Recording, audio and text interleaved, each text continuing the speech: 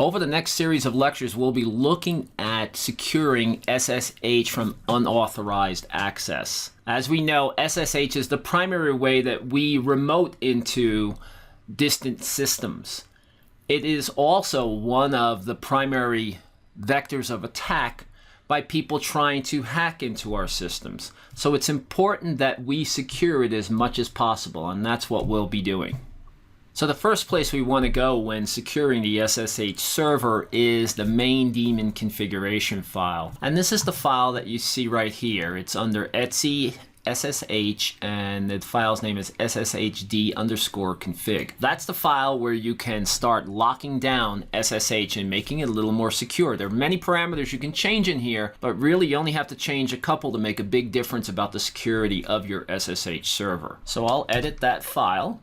One of the things we can do is we can change the port, the default port that SSH listens on. Now, I'm personally not a big fan of that because it really doesn't provide any security. It really just stops your logs from getting filled up from bots hitting, scanning, and then trying to log in. That's really all it does, and I don't particularly think of it as a security option. So I will typically leave it on 22 and secure SSH in other ways. This way, I don't have to think about what port SSH is listening on, and I don't have to tell other users who may need access or services that may need access what port this SSH server is listening on. But in this case, I will change it just to show you that you can, and many people do, and we can change it to port 222 or any port you want. Typically you want to keep it at a lower, under 1024 port, but that's something you can do. You can also change what address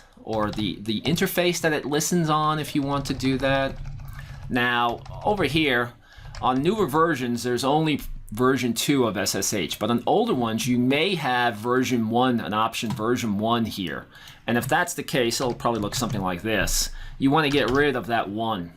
Just delete it because it really is no use and you shouldn't be using it, and it might have vulnerabilities. Then scroll down here, and right here, this is one place where I typically feel, and this is once again, this is personal opinion, but I feel that restricting root from logging in with SSH is a good security measure because it requires anybody who hits the server will not only have to figure out the user account because root can't log in, and that will just slow up the process of them actually accessing your box. You can also change the grace login time here, and you can change how many authentication tries that they get, typical things, but we'll be looking at fail to ban later on, and that provides some of that functionality. Now at the bottom of this file, I've added these 3 lines right here.